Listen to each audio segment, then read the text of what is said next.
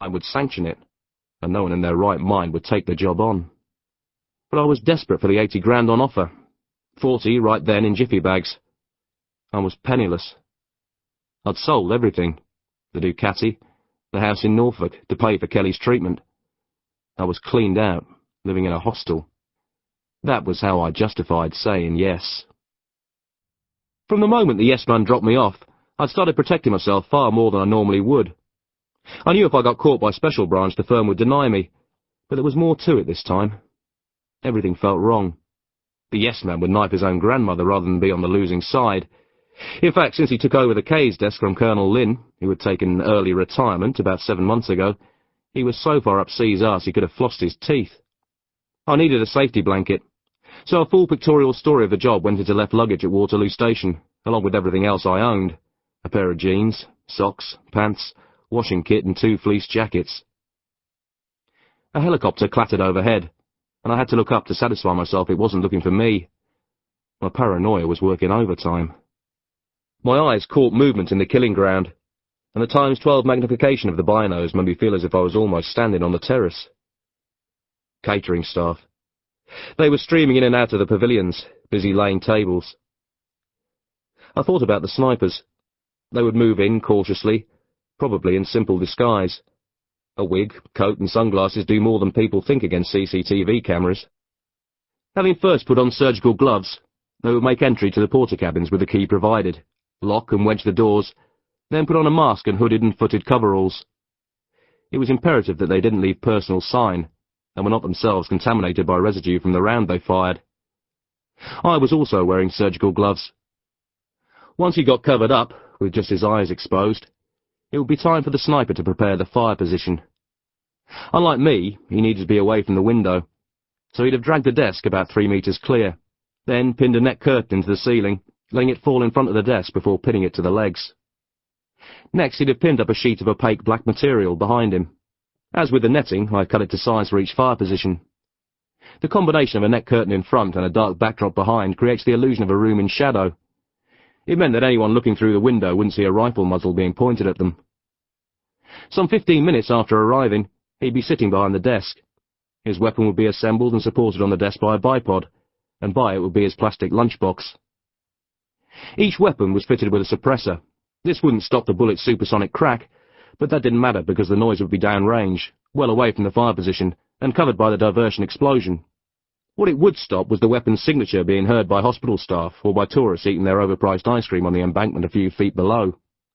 The porter cabin's windows had to be open. Firing through glass would not only alert the tourists, but also affect the bullet's accuracy. As it was, the suppressor alone would degrade the round's accuracy and power, which was why we needed supersonic rounds to make the distance.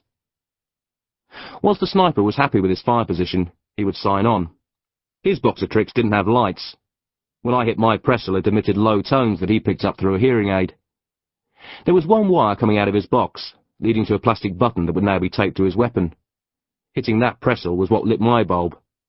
It was only now that his problems really began. Once he collected the weapon from the DLB, he would zero it to make sure that the optic sight was correctly aligned to the barrel, so that a round hit the target precisely at a given distance.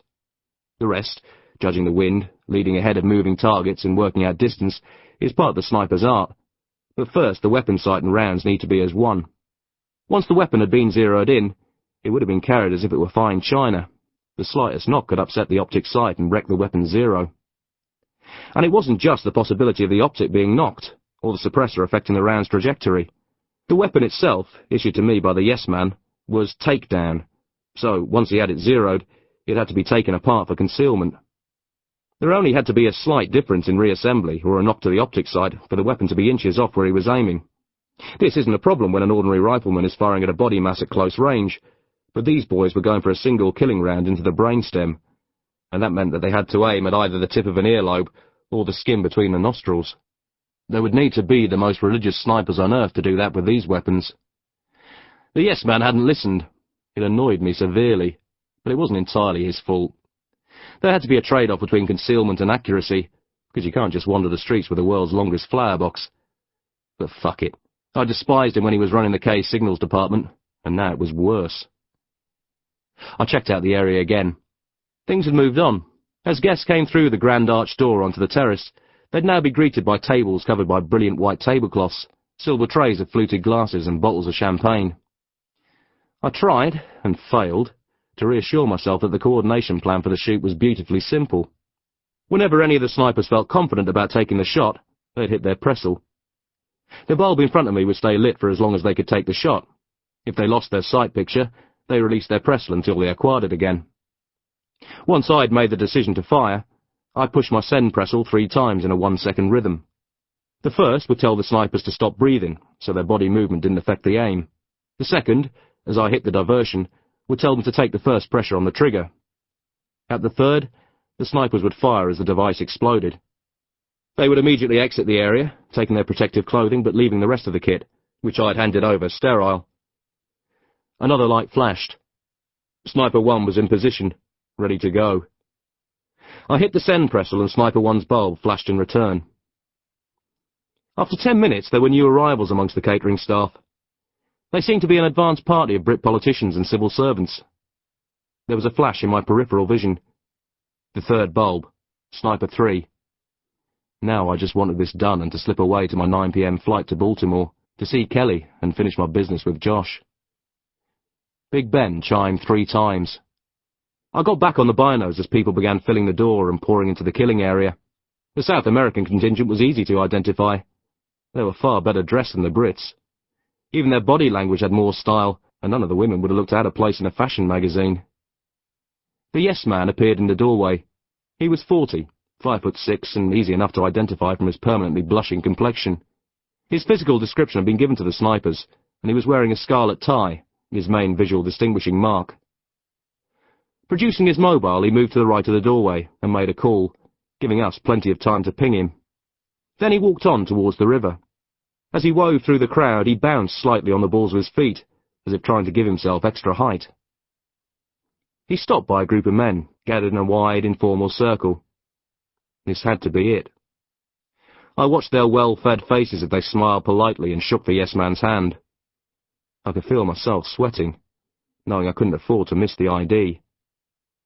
I'd assumed they were all South Americans, but as one of their number turned, I saw he was Chinese.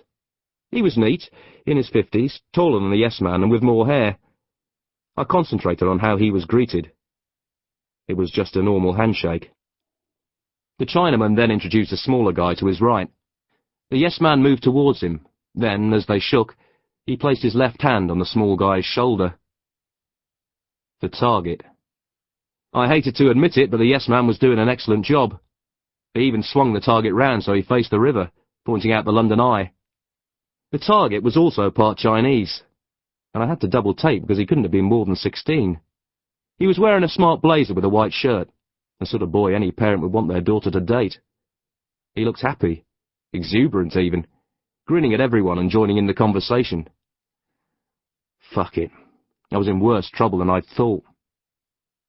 On the terrace, the yes-man said his goodbyes to the group, waved at another and moved out of my field of view. He didn't want to be near the boy when we dropped him.